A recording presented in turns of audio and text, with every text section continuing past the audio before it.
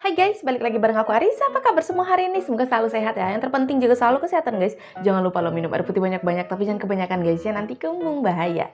Oke, video kali ini aku mau ajak teman-teman untuk melihat, ini masih tentang politik guys ya. Seperti video sebelumnya itu, aku juga bawakan teman-teman untuk melihat tentang politik gitu ya. So, nggak usah lama-lama lagi, langsung aja kita ke videonya. Family. Saya di sini ya sebagai petugas partai. Saya di sini bekerja untuk melayani Ibu Ketua Umum dan keluarga besarnya. Jadi bagi saya itu nggak. Ini mana nih Mas Inton? Nggak teriak dinasti lagi nih. Ada Napi Tubulu mana? Jarot. Dedi Sitorus, Dedi Sitorus,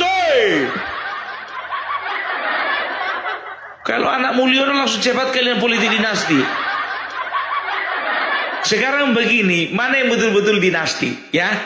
Arteria Dahlan memberikan kursinya kepada Romi Soekarno karena Romi Soekarno yang memintanya dari Arteria Dahlan, bukan karena pilihan rakyat.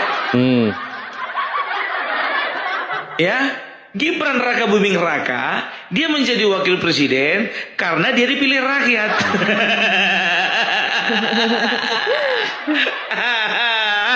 Aduh, jadi sekarang kita bisa simpulkan mana praktek dinasti yang sesungguhnya.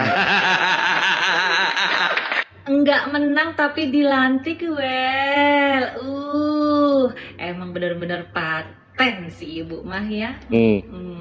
Kan kalau jadi kader partai ini harus nurut dan tunduk apa perintah partai. Gak boleh nentang sama ibu ya. Sekalipun harus merelakan kursi yang sudah diperjuangkan mati-matian kemarin dalam pemilihan, tapi enggak apa-apa demi menuruti perintah partai Maya ikhlas. Ini loh yang dinamakan solid. Bahan ledekan. Aduh, yang menang dipilih oleh rakyat. Bilang politik dinasti. Terus kalau yang juara 3 tapi dilantik, dibilang apa dong? Ayo. Ya udahlah ya. Selamat deh untuk semua anggota DPR RI yang hari ini dilantik ya. Semoga kalian semuanya amanah, well. Siapa yang suka teriak-teriak dinasti politik? Ini, kasih tahu lo sekarang yang beneran dinasti politik. Nih, liatin. Nah, liatin tuh. Baca. Saat jatah kursi DPR Arteria Dahlan dipalak cucu Bung Karno. Bawahnya lagi. Full pernyataan Arteria Dahlan rela mundur dari DPR demi cucu Soekarno. Oh, ini belum lu dengerin dulu nih kan. Apa yang disampaikan Arteria Dahlan? Nih, dengerin deh. Dan saya kan tahu diri. Saya dibesarkan oleh Ibu Mega dan almarhum Pak Taufik. Dan saya di sini bukan untuk apa-apa selain ditugaskan, artinya untuk bekerja. Ibu Mega itu kan manajer, dia tahu mana yang pas dan mana yang kurang pas. Ya mungkin saat ini ya ada pekerjaan-pekerjaan khusus yang memang akan di-deliver kepada Mas Romi. Tapi utamanya ya saya suatu kemuliaan bagi saya untuk menjalankan apapun yang diputuskan dan menjadi kebijakan, apalagi penggantinya kan Mas Romi, bagian daripada Royal Family. Saya di sini ya sebagai petugas partai. Saya di sini bekerja untuk melayani Ibu Ketua Umum dan keluarga besarnya. Oh, jadi gitu. Pak Arteria Dahlan kemarin pas masa pileg itu sibuk-sibuk kampanye, sibuk-sibuk buang duit, buang tenaga, sibuk meyakinkan masyarakat untuk memilih dia kembali untuk menjadi wakil rakyat, untuk bisa masuk lagi ke DPR, memiliki kursi di DPR. Ternyata ujung-ujungnya untuk melayani Bu Mega sekeluarga. Oke. Tapi saya jadi penasaran, apakah hal ini terjadi sama semua kadernya ya? Kalau ini semua terjadi kepada kader-kader di partai yang sama, repot ya. Tapi jangan pada marah sama saya. Yang buka itu semua Pak Arteria Dahlan. Saya hanya melogikakan omongannya Pak Arteria Dahlan. Dan lagi pula, kalau kita bicara tentang manajernya itu adalah rakyat, Pak. Rakyat yang kasih wewenang kepada siapa? Rakyat itu percaya untuk dijadikan wakil rakyat. Kenapa ini enak-enaknya disuruh sama partai mau aja sih, Bapak. Dan lagi pula nih, jadi kelihatan kan Pak, the real dinasti politiknya. kekuasaan secara politik yang diberikan karena adanya keluarga, karena adanya tante, karena adanya bibi, ya kan? Bukan karena adanya paman sih kalau yang ini. Kalau membandingin yang sama paman itu dipilih dan dipercayakan rakyat 58%. Kalau yang ini dihibahin karena mengalahin kader partainya. Aduh, Dihibahin. pusing lah. Beda dong ya, satunya dipilih oleh rakyat, satunya enggak.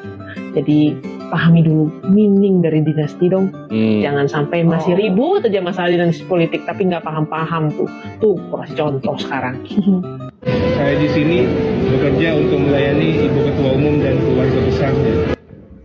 Wahai rakyat julid yang selama ini menuduh dinasti Pak Jokowi. Bukan untuk ketua umum. Sebagian besar rakyat 16% dan rakyat 24%. Coba tengok yang teriak-teriak dinasti. Apa yang dilakukan oleh idolamu? Apa yang dilakukan Ibu Megawati? Terus apa manfaatnya pemilihan umum? Pemilihan DPRD, pemilihan DPR RI, yang terpilih jadi disuruh mundur demi keponakan yang suaranya tidak terpenuhi. Apa ini disebut dinasti yang kayak begini? Demi keponakan, suara orang lain diambil alih. Luar biasa. Luar biasa. Dan disampaikan oleh Pak Arteria Dahlan, saya di sini bekerja untuk melayani ketua umum dan famili. Terus Anda menjadi DPR RI,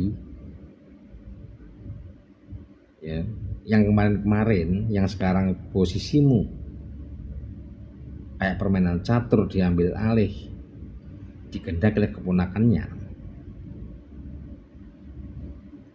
Anda dipilih oleh rakyat, tapi tidak bekerja untuk rakyat. Rakyat hanya kau jadikan tumbal untuk persyaratan masuk Senayan. Begitu sudah masuk Senayan, dirimu fokus tunduk dan patuh dan bekerja untuk ketua umum. Luar biasa. Luar biasa. Pak Jokowi yang dipilih rakyat mayoritas bekerja totalitas membangun bangsa dan negara yang sudah terbukti sangat luar biasa. Ya, telah mengambil alih raksasa perusahaan yang selama ini menguasai sumber daya alam Indonesia. 2 periode dicoblos dipilih rakyat, masih kau tuduh dinasti. Terus yang dilakukan oleh Nenek Mega ini bagaimana menurut Anda, rakyat julid yang suka teriak-teriak terhadap Pak Jokowi? Termasuk Mas Gibran menjadi wakil presiden karena dipilih rakyat 58%. Ini ponakan nggak jadi, kurang memenuhi syarat kursi, yang jadi disuruh mundur, diminta mundur. Yang terpilih pun taat karena tunduk dan patuh pada ketua umum.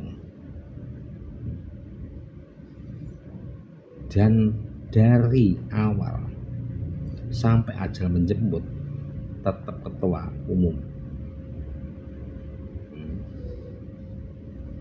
Baru kita sadari ternyata kenapa alasan Pak Jokowi keluar dari PDI. Pak Jokowi bekerja untuk rakyat, tidak mau disetir oleh Ibu Megawati. Deal. Ya, deal. Tapi oleh para rakyat julid masih selalu dicari kesalahan. masih dituduh sana kemari. Ya, sekarang ini fakta. Demi keponakan untuk melenggang ke Senayan, yang jadi pun disuruh mundur. Rakyat julid yang memilih PDI, suara Anda sia-sia, tak terwakilkan di Senayan. Begitu sudah sampai Senayan, tidak bekerja untuk dirimu, tapi untuk ketua umummu. Bahagiakah kamu hari ini?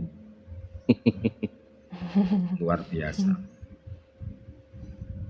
Ternyata Pak Jokowi mengambil langkah yang tepat supaya terhindar dari manajer banteng moncong putih.